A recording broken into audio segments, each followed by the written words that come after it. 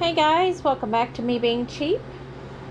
So today we are talking about spinach, freeze drying, and other ways of storing spinach, and this is true for any other greens such as collard greens, kale, lettuce, anything like this. Okay, so let me say that our original plan was to have spinach growing along with other greens year round in the greenhouse. I'm going to insert a clip to talk about why that didn't work, and then so watch that clip and then come back here and then we will talk about what's going on.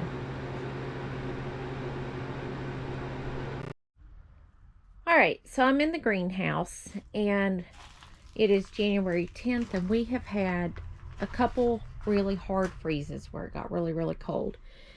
And as you can see, a lot of things are not looking really wonderful. There's no supplemental heat in this greenhouse, so I will say that. Some of the things are doing all right. These are collard greens. They're doing fine. And these are mustard greens, and it looks like some of these will make a recovery. But over here, these are the turnip greens, and I think they're pretty much gone. Some of the herbs are doing fine. Rosemary is doing wonderful.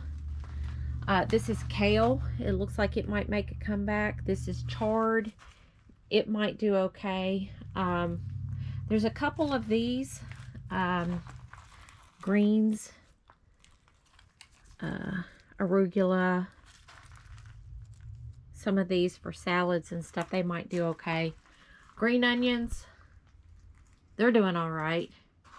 Over here in the lettuce, lettuce did not make it. And this is mostly weeds. And I don't know what the deal is with weeds, but apparently you can't kill them, not even with a really cold day. So our plan was to grow greens in here and have them growing throughout the winter. And it hasn't quite worked out as planned. This used to be the fish pond.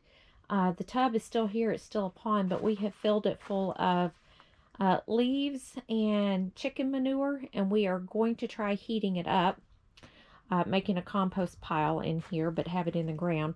I have heated the greenhouse before during the winter with a compost pile, but it was above ground and it took up a lot of room. So we're going to try it this way and see if it works.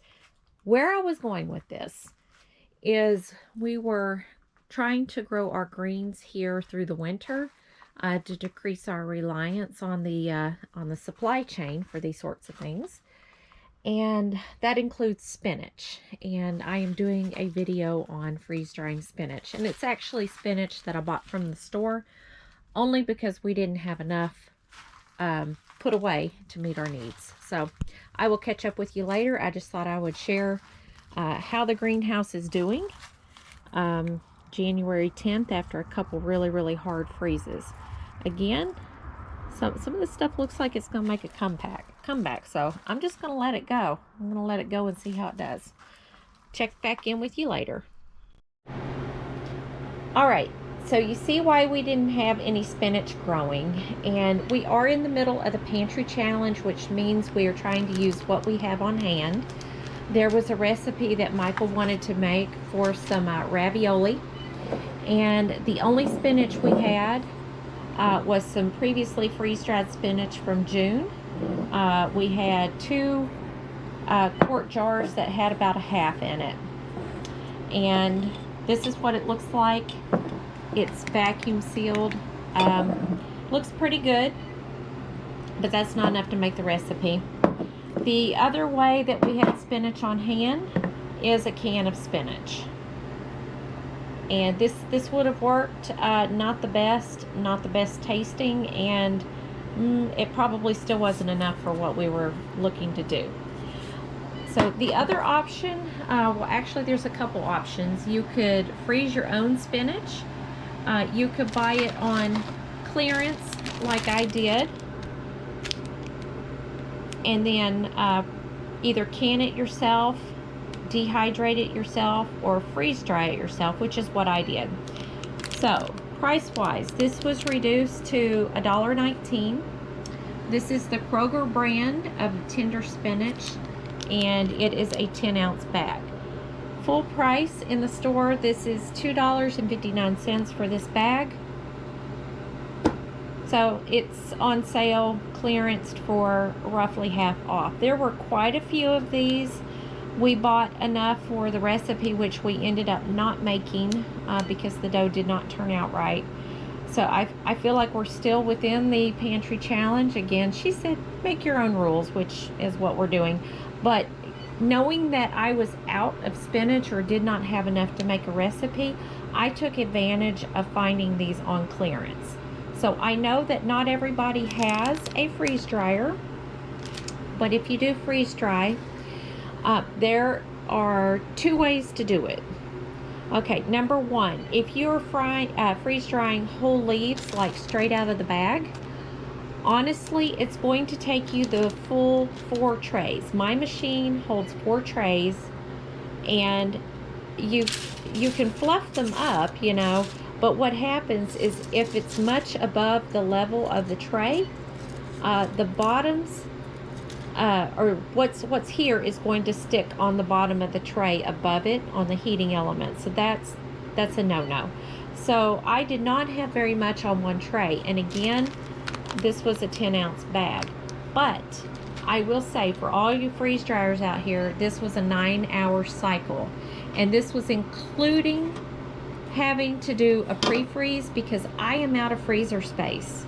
So I don't have room in my freezers right now for these trays. So this was putting them in there raw, no pre-freeze, and just letting it go. It was a 9-hour cycle. So time-wise on a freeze dryer, even though you can't do much at a time, it's not that bad. So if you freeze dry the whole leaves, you have a couple of options when you're done. You can put them in mason jars, however, that's going to take up a lot of room. Now, what I did with the first batch is I put them in Mylar, and then I put them in the vacuum chamber, which it's going to break them into little pieces when you pull a strong vacuum on it like this, but that is okay if you're using it in a recipe in which you just need pieces of spinach. That is fine. I'm going to pack these away in Mylar as well with the vacuum seal. Now, some of the later batches that I do, because I did buy a few bags of this, I will put in a Mylar bag and throw in an oxygen absorber. That way the leaves don't break. So I will have several options. I will have full, and then I will have in a Mylar, which will be, it'll end up being broken pieces, and then I will have some in a Mylar bag with an oxygen absorber to protect the integrity of the leaves. So color wise, it comes out looking great. Again, this is spinach from last June, so this is about 6 months old. It still looks fine. Now, for those of you that are doing a lot of greens, maybe for smoothies, maybe making your own bouillon, that sort of thing, here is another option. And I will tell you, this is a pint jar. So this is 2 cups. It's half the size of a quart jar. And this is 2 large bags. We're talking the big bags from the grocery store of kale. And the way that I did this is I added the kale to a blender with a little bit of water. And then I poured the slurry into my pans, pre-froze it, put it in the freeze dryer, and then when it was done, I ran it through the blender again to powder it up. And so seriously, 2 large bags of kale is a little over a cup of kale powder. So if you're not a fan of kale, and I don't particularly care for kale, although I know the nutritional content is good for you, this is something that you could use, you know, a small amount of and just get it over with. Instead of having to eat like a kale salad, you could probably get by with eating a teaspoon of this powder and, you know, just chasing it with your favorite beverage. So that's what I wanted to show you. Couple ways of preserving your spinach or other leafy greens.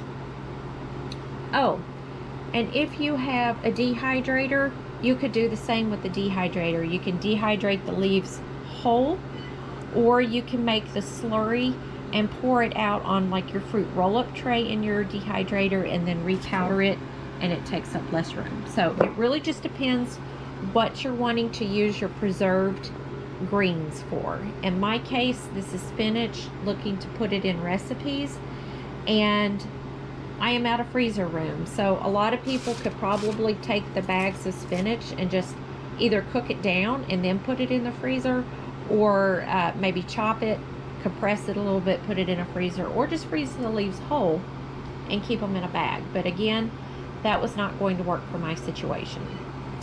All right, hopefully going to redo things in the greenhouse, get a little bit of heat going, and maybe we can grow our own spinach. But in the meantime, I did find a heck of a sale on some clearance spinach, and I'm running it through the freeze dryer. All right, thanks for watching.